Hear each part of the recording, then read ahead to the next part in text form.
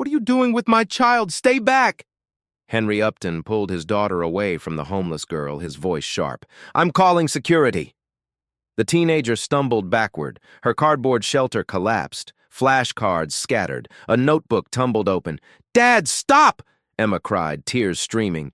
He ignored her until he saw the notebook. His daughter's handwriting. Math problems his expensive tutor said Emma would never solve. Emma was on the autism spectrum. Information didn't click for her the way it did for other children. 3 specialists had failed, but here were pages of correct equations, complex fractions, algebraic concepts, all solved.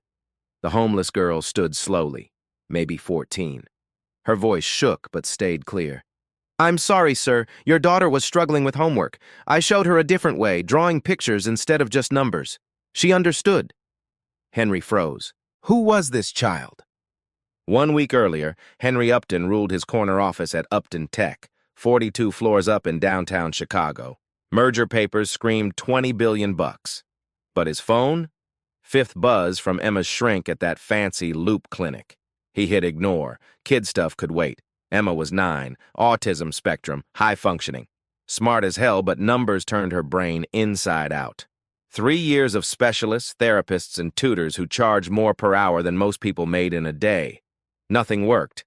She'd sit at the dining table, tears pouring, begging him to make the numbers stop moving. He tried helping once, made it worse, so he threw money at the problem instead. That's what money was for, right? That morning, Emma sat silent in the back of his Bentley, staring out the window like she was a million miles away. She'd stopped talking to him 3 months ago, not out of anger, out of giving up. She knew he was too busy to listen. The driver pulled into a Starbucks. Henry needed his fix before drop-off. Emma unbuckled. The driver was inside maybe 2 minutes. When he came back, Emma was gone.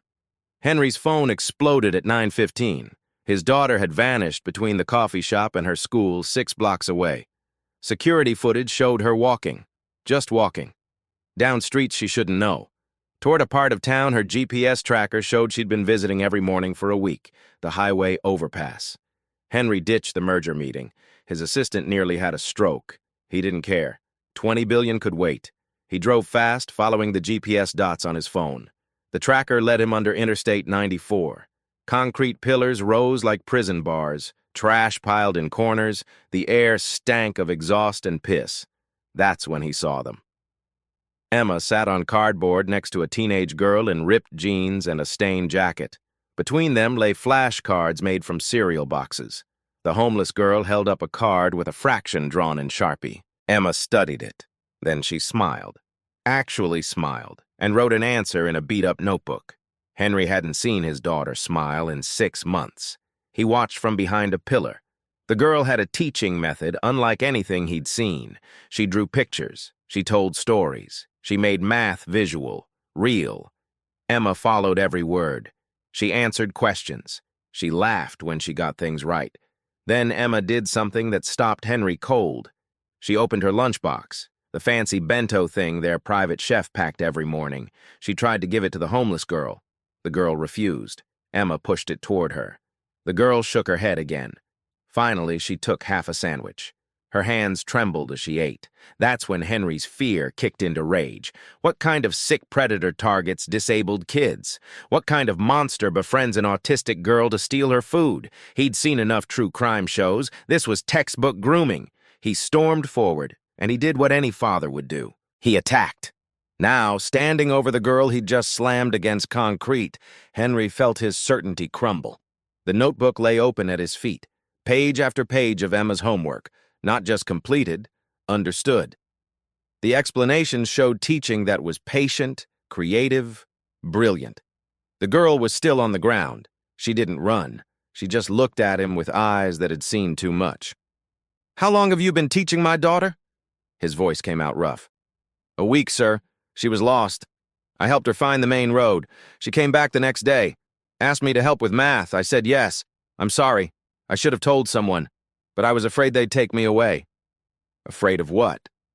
That I'd lose the only friend I've had in 2 years. Emma was sobbing now. Dad, please don't hurt her. She's the only one who makes me feel smart. Something cracked inside Henry's chest. He'd spent a fortune on experts. None of them had made his daughter feel smart. This homeless kid had done it in a week. He helped the girl stand. She flinched at his touch.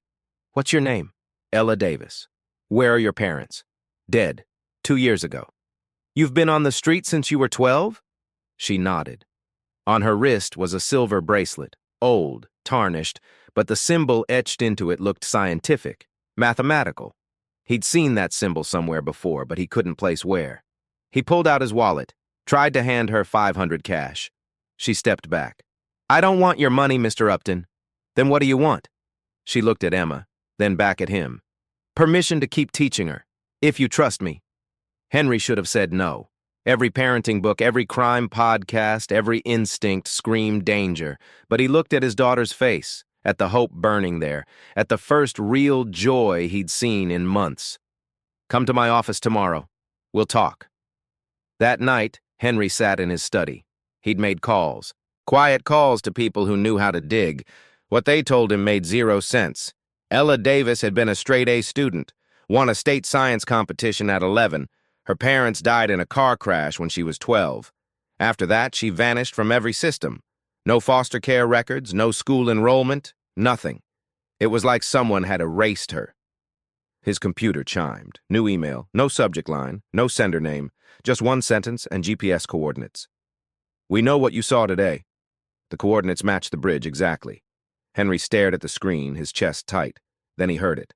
A low hum coming from the air vents, not the usual HVAC drone, something else, something deliberate, like breathing, like someone was in the walls, listening. He stood slowly, looking around his study. The curtains were closed, the door was locked, but the hum continued. Quiet, patient, waiting. Someone was watching. Someone had been watching all along, and they wanted him to know it. Henry didn't sleep that night. He sat in the dark, staring at that email. Someone had watched him at the bridge. Someone knew about Ella. Someone had cameras good enough to track his every move. And that hum from the vents? It stopped the second he stood up, like whoever was listening knew he'd noticed. At dawn, he made a call.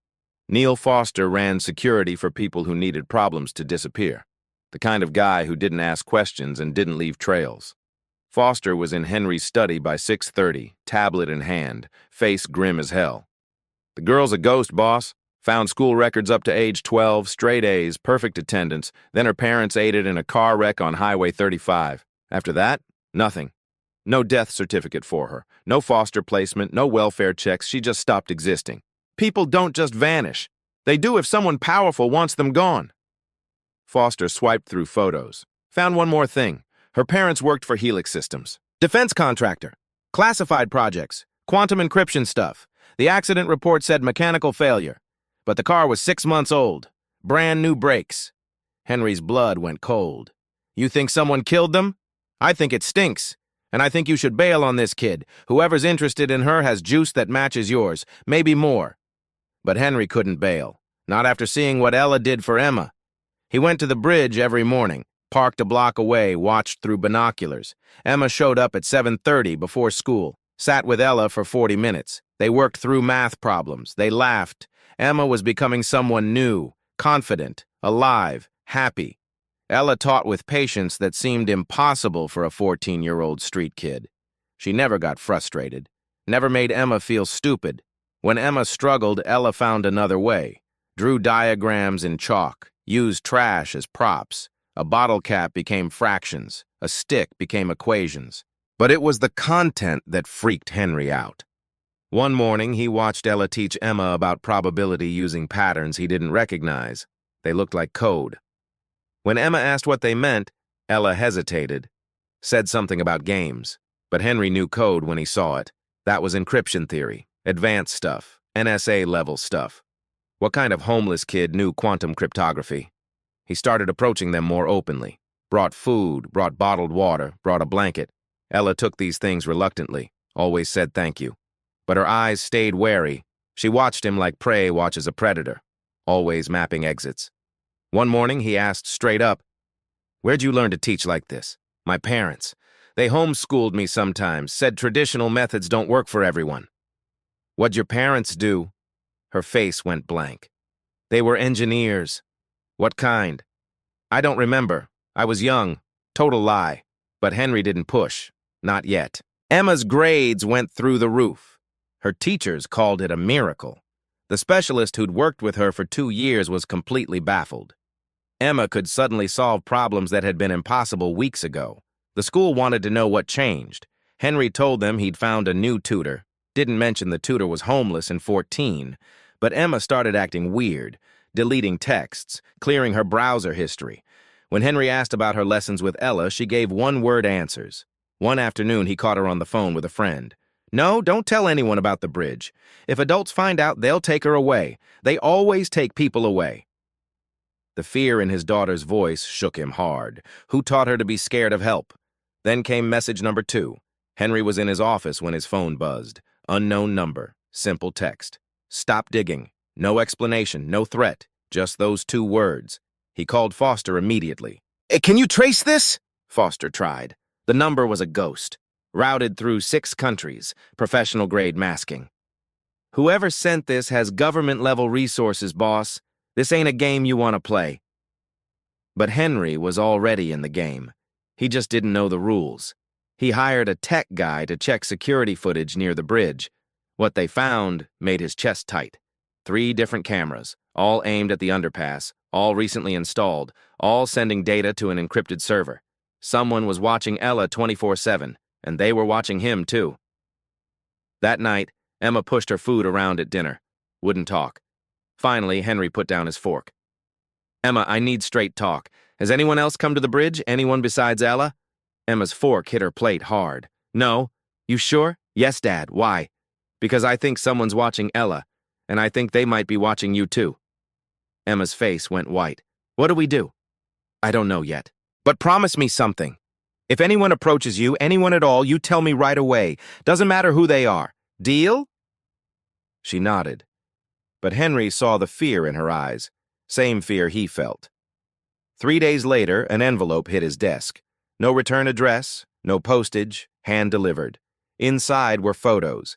Henry in his car at the bridge. Emma and Ella doing homework. Ella alone at night, sleeping against concrete. Every image was time-stamped. Every angle was impossible. Some were from above, like drone shots. Others were close up, taken from 10 feet away.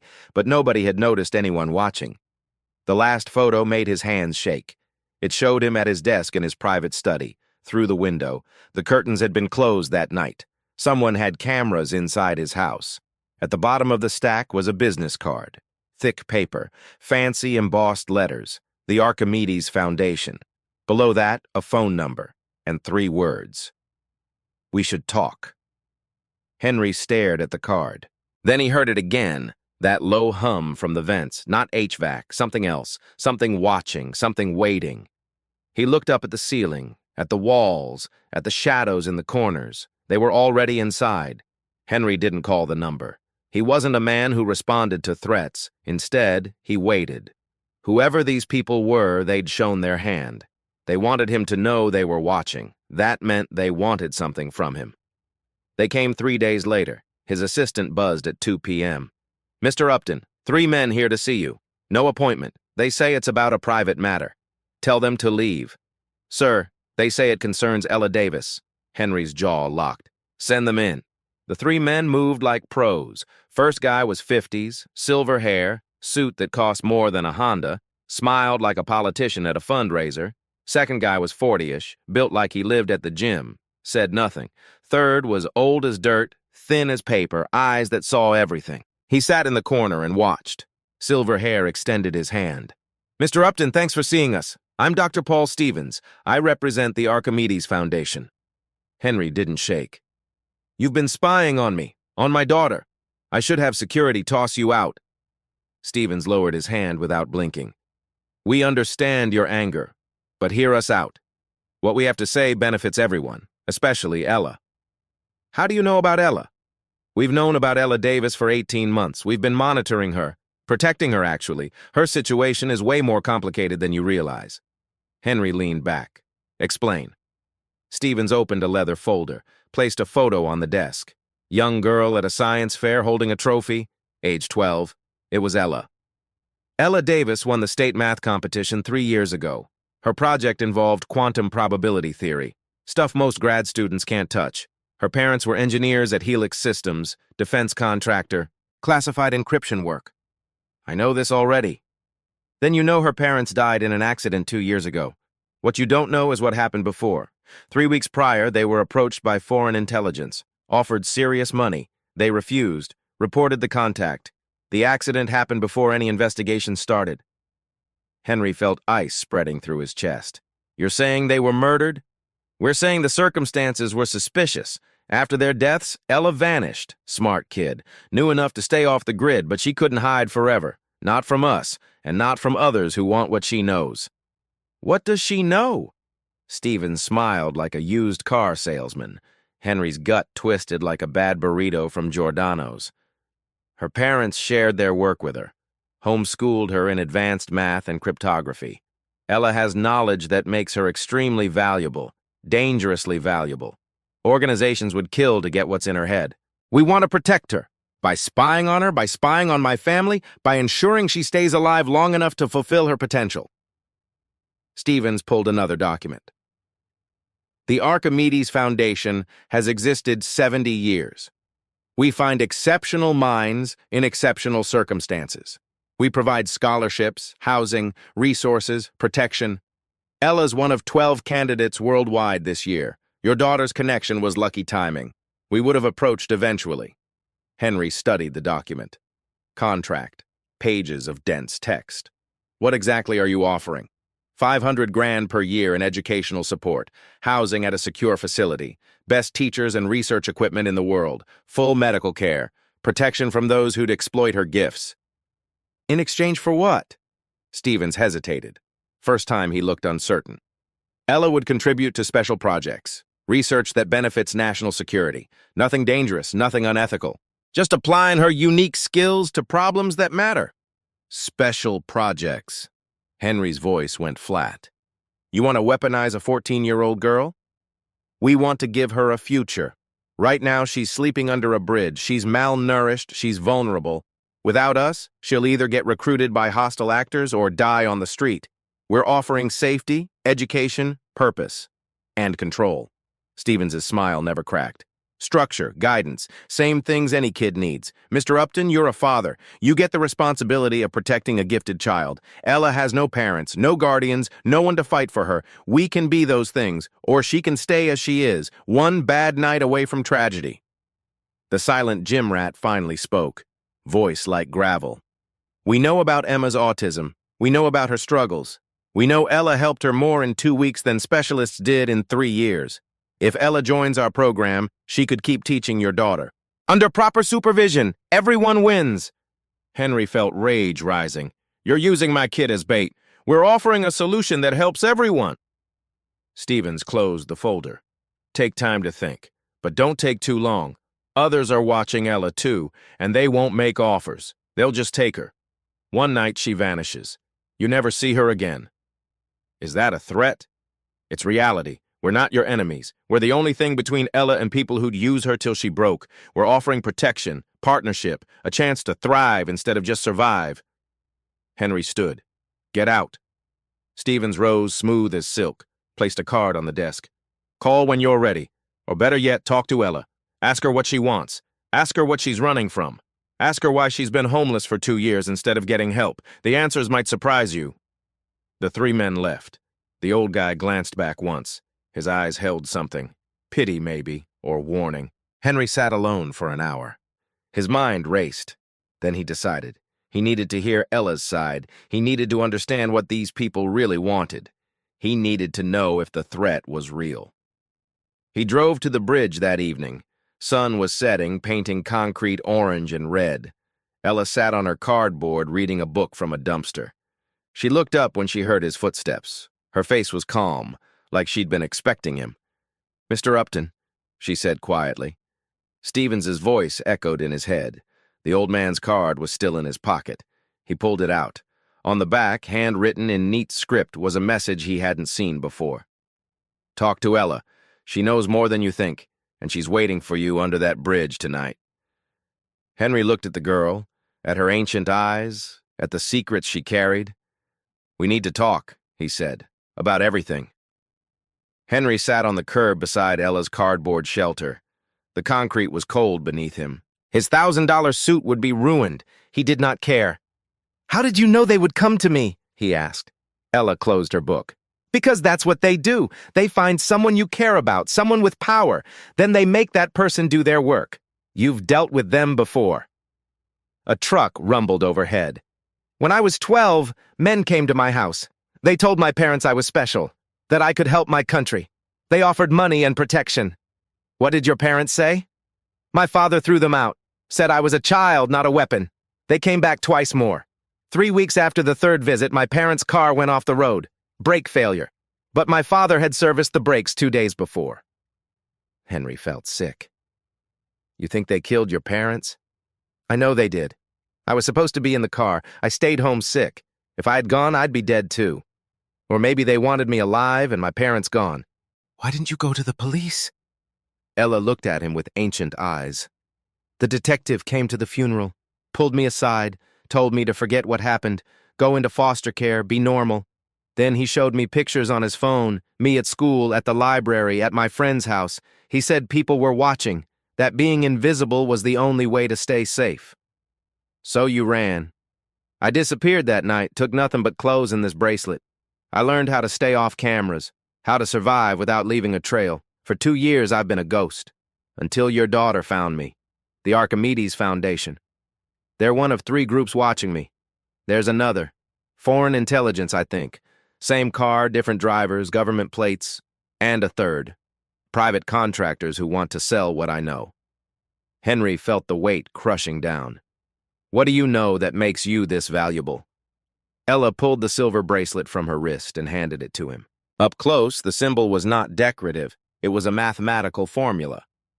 "My parents worked on quantum encryption, the kind that makes current security obsolete. They were close to a breakthrough but couldn't solve the final equation. So they taught it to me, everything. They said if anything happened, I was the only one who could finish their work." "And did you finish it?" She looked away. "I solved it when I was 13. Sleeping under bridges gives you time to think. I worked it out over 6 months, in my head. I've never written it down. If I do, someone will steal it, or kill me for it." Henry stared at the bracelet. "The Foundation knows you solved it. They suspect. They've been testing me, leaving problems near places I sleep. Equations on walls. I ignore them. But they know I see them. They're waiting for me to slip." Henry handed the bracelet back. "What do you want, Ella? If you could choose your future?" She smiled sadly. "I want to go to school. Learn things that aren't dangerous. Teach kids like Emma who think they're broken but just need someone who understands. I want to be normal. But normal stopped being an option the day my parents died." Henry stood. His mind raced through options. "I need to make some calls. Can you stay safe tonight?" "I've stayed safe for 2 years, Mr. Upton. One more night won't kill me." But Henry was not sure anymore. By talking to Ella openly, he had changed everything. The watchers knew he was involved. They would move faster. He drove home in silence. Emma was asleep. He stood in her doorway, watching her breathe. She looked peaceful. He pictured Emma's smile, rarer than a Cubs World Series win before this year. This homeless kid had given it back to her, taught her she wasn't broken, made her laugh. No way in hell he'd let suits in fancy offices steal Ella away. Not without a fight, not without making them pay a price. He could not let them take Ella. At midnight, he called Victor Shaw, his personal attorney for 20 years. Shaw answered on the second ring. "Henry, it's late. What's wrong?" "I need advice. About a minor in danger." Shaw was silent. "Does this involve the Archimedes Foundation?" Henry's blood went cold. "How do you know that name?" 3 weeks ago they approached me, asked about you, your assets, your relationships, your vulnerabilities. I told them nothing, but Henry, if they're circling you, this is bigger than you realize. They have connections to defense contractors, intelligence agencies, people who don't appear on any chart. Can I fight them? Fight them? No. Negotiate? Maybe. But you need leverage, something they want more than they want the girl." Henry told him everything. Ella's story, her parents' deaths, the encryption breakthrough, the watchers, the offer. Shaw was quiet for a long time. "This is the most dangerous thing you've ever considered. You're talking about getting between intelligence assets and a national security priority. People have disappeared for less. So I do nothing? Let them take her? Do it smart. Don't be a hero. Be a negotiator. Find out what they really want. Make a deal that protects the girl without destroying yourself. And Henry, move fast. You're not the only one making plans tonight." Henry hung up. He sat in the dark, thinking. Morning felt too far away. Every hour Ella spent under that bridge was another hour someone could take her. The Foundation was watching. Foreign agents were watching. Contractors were watching. He thought about Emma, about the light that had returned to her eyes. Ella had given his daughter a gift no money could buy. Now Ella needed something in return. Protection, safety, a future that was hers to choose. He could not walk away. Not after seeing what Ella was, what she could be. Not after watching her teach his daughter with patience and kindness, despite having every reason to be bitter. He made his decision. He would call the Foundation at dawn, on his terms, with his conditions, with legal protections. He would offer them something they wanted, himself, his resources, his influence, in exchange for Ella's freedom. It was dangerous, probably foolish, but it was the only path that did not end with Ella disappearing. He reached for his phone to set an alarm. It rang first. Unknown number. His hand froze over the screen. He answered. The voice on the other end was not Stevens. It was colder, harder, foreign accent he could not place. "We beat you to the punch, Mr. Upton. The girl is already ours." The line went dead. The voice on the phone chilled Henry's blood. Foreign accent, cold as winter on Lake Michigan. "The girl is already ours." Henry didn't waste time responding. He grabbed his keys and ran, down the stairs, through the garage, into his car. He floored it toward the bridge, heart pounding like a Bears game in overtime. Traffic lights blurred past. He didn't care. If they had Ella, every second mattered. He called Neil Foster. "Get eyes on the bridge, now! I think someone just grabbed Ella." "On it!" Henry's phone rang again. Dr. Stevens this time.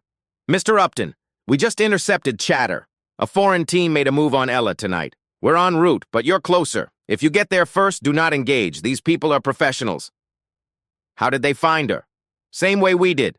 She's been under surveillance for months. Multiple parties. We tried to warn you time was short."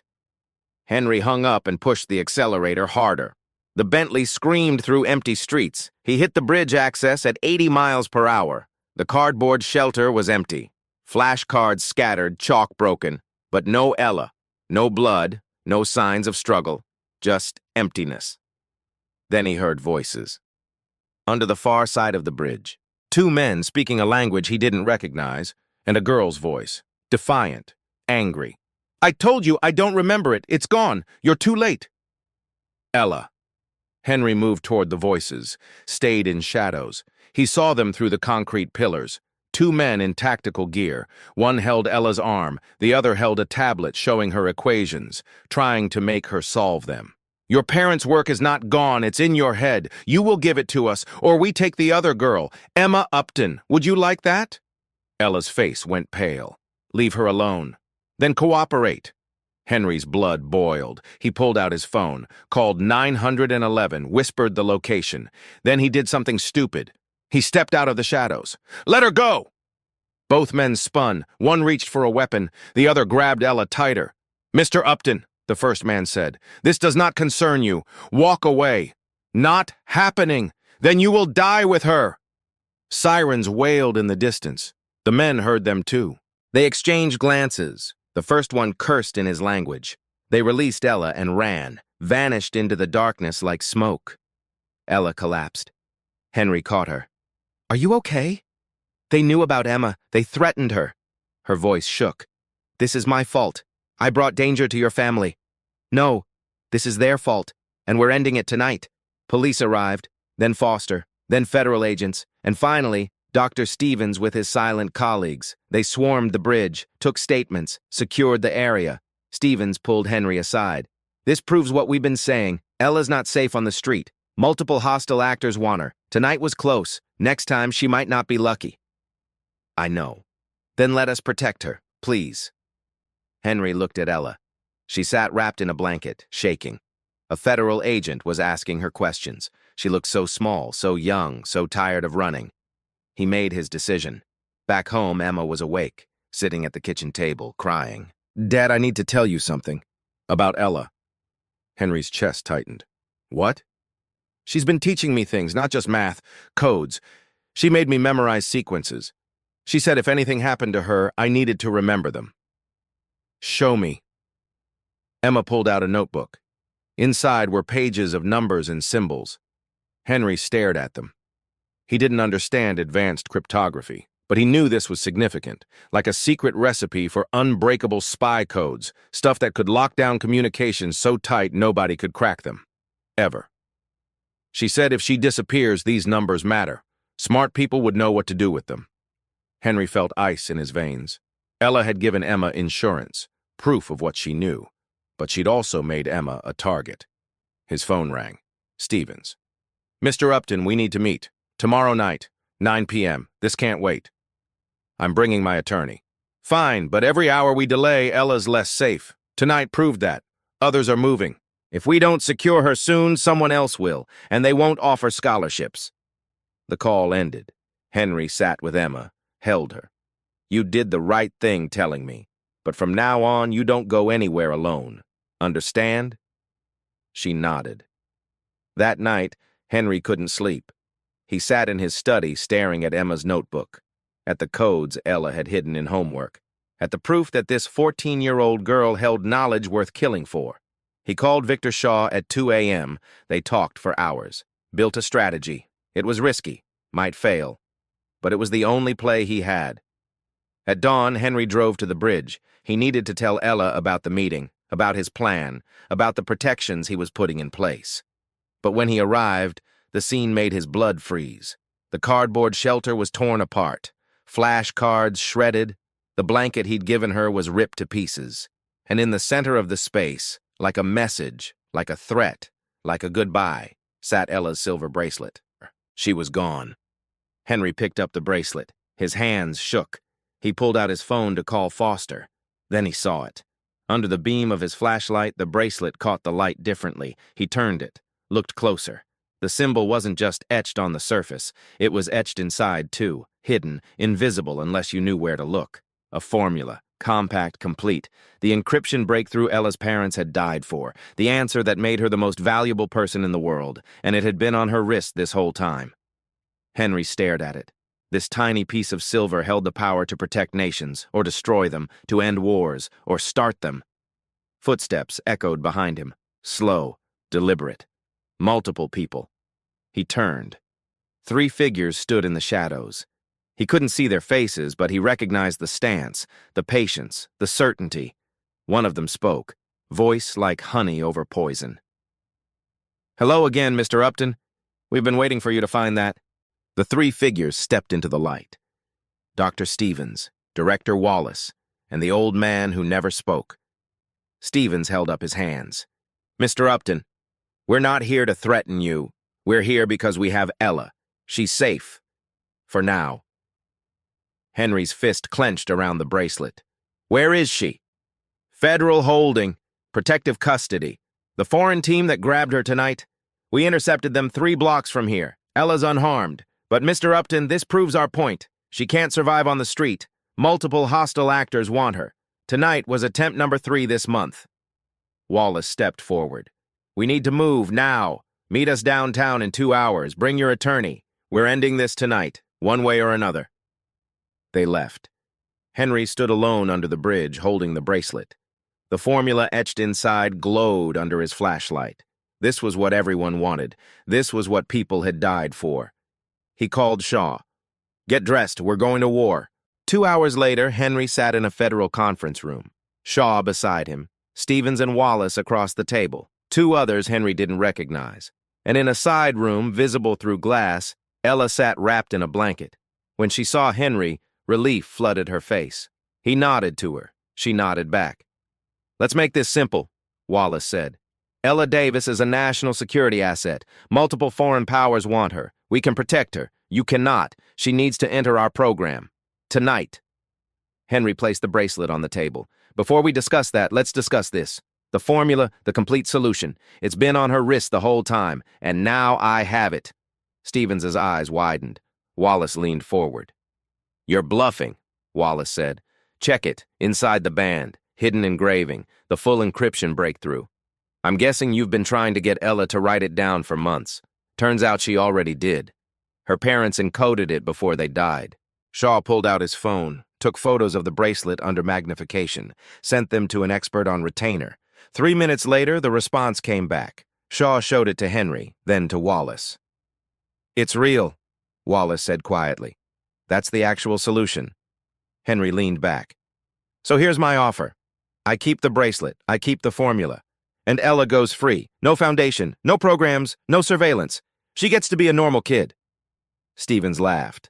"You can't be serious. You're trying to blackmail the United States government?" "I'm negotiating. There's a difference.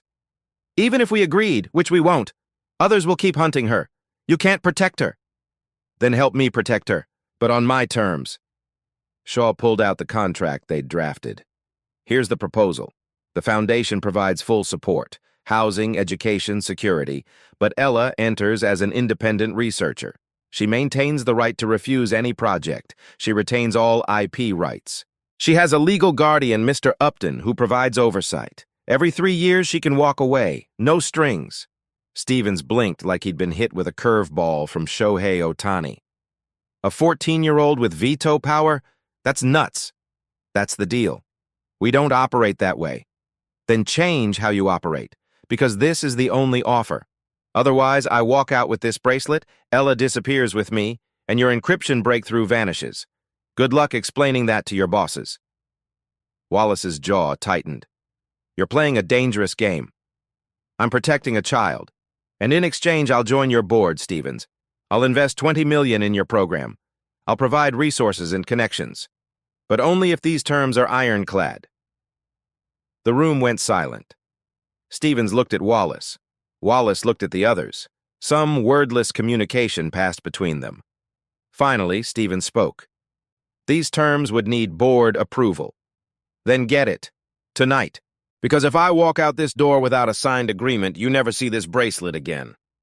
Wallace stood, made a phone call, spoke quietly for 10 minutes, came back. "We can work with this. If Mr. Upton joins the board and provides the oversight he's promising, we can make accommodations. It's unprecedented, but given the circumstances, we'll approve it." Shaw slid the contract across. Stevens read it, line by line, clause by clause. After 20 minutes, he looked up. "These are highly unusual terms, Mr. Upton. Then set a precedent." Stevens pulled out a pen. "We have a deal. Welcome to Archimedes." They signed. Multiple copies. Witnessed, legal, binding. Henry felt something release in his chest. Not perfect, but it was protection. It was choice. It was the best deal he could make. They brought Ella in. Henry explained the terms. She listened, hope building in her eyes. "So I can study what I want? And if I don't like it, I can leave? In 3 years, yes, 3. Until then, I'm your legal guardian. I'll make sure they keep their promises." Ella's eyes filled with tears. "Why would you do this for me?" "Because you gave my daughter something no one else could. Because you deserve a chance. Because you're 14, and you should get to be a kid." She nodded, then added her own condition. "I want to keep teaching Emma." Henry smiled. Already in the contract, Clause 14. Ella signed with shaking hands. Then she did something unexpected. She hugged Henry, wrapped her arms around him tight. "Thanks, Dad." She stopped, blushed. "I mean, Mr. Upton." Henry's throat tightened. He hugged her back. "Henry's fine." When they walked out of the building, dawn was breaking over Chicago. Emma was waiting in the car with security. When she saw Ella, she jumped out and ran. The 2 girls embraced, both crying. "I thought they took you forever," Emma said. "They tried. Your dad stopped them." Emma looked at her father. Something passed between them. Understanding, respect, love. "Thank you, Dad." Henry couldn't speak past the lump in his throat. They drove home together. Henry, Emma, Ella. 3 people bound by a moment under a bridge. The morning sun painted the city gold. For the first time in weeks, Henry felt like he could breathe. But as they merged onto the highway, he checked the rearview mirror. A black SUV followed 3 cars back. Same model he'd seen near the bridge before. Different plates, but the same deliberate distance. The fight wasn't over. Not yet. Maybe not ever. But at least now Ella had protection. She had choices. She had a chance.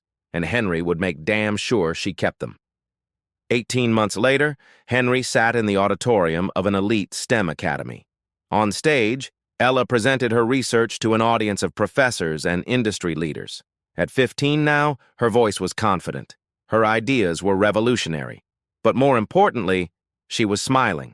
Emma sat beside him, taking notes. She wanted to be an educator now, someone who found lost kids and taught them they mattered. Her autism was no longer a barrier. It was simply part of who she was. She'd finished top of her class last semester, and twice a week, she tutored at the local Boys and Girls Club on the South Side, teaching kids who struggled with math, using the same methods Ella had taught her under that bridge. After the presentation, they met Ella outside. She wore jeans and a sweater, hair pulled back simply. The silver bracelet still circled her wrist, now accompanied by a small charm in the shape of an E. "Thank you," she said to Henry quietly. "Not for the scholarship, for protecting my choice." He smiled. "You always had the choice, Ella. I just made sure others respected it." Emma linked arms with Ella. "Dad, Ella got invited to work on something new, something big, but she wanted to ask you first." Henry raised an eyebrow. "Controversial?" "Very," Ella said, "but important, and I want to do it, on my terms." "Then do it. That's what the agreement protects." They walked across campus together, three people bound by a moment under a bridge. One act of teaching had rippled outward, touching lives and changing futures, not because of money or power, but because someone chose to see past the surface and protect what mattered. Share your thoughts below. Would you negotiate with the suits or grab the kid and run? What would you have done in Henry's position when powerful organizations came for a gifted child?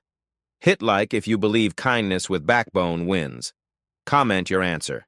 And subscribe for more stories where underdogs rewrite the rules. Next up, a hacker kid versus big tech, and the billionaire who had to choose sides. You won't want to miss it. Sometimes the right choice is not the easy one, but the one that respects everyone involved. Kindness, when paired with wisdom, can indeed change lives forever.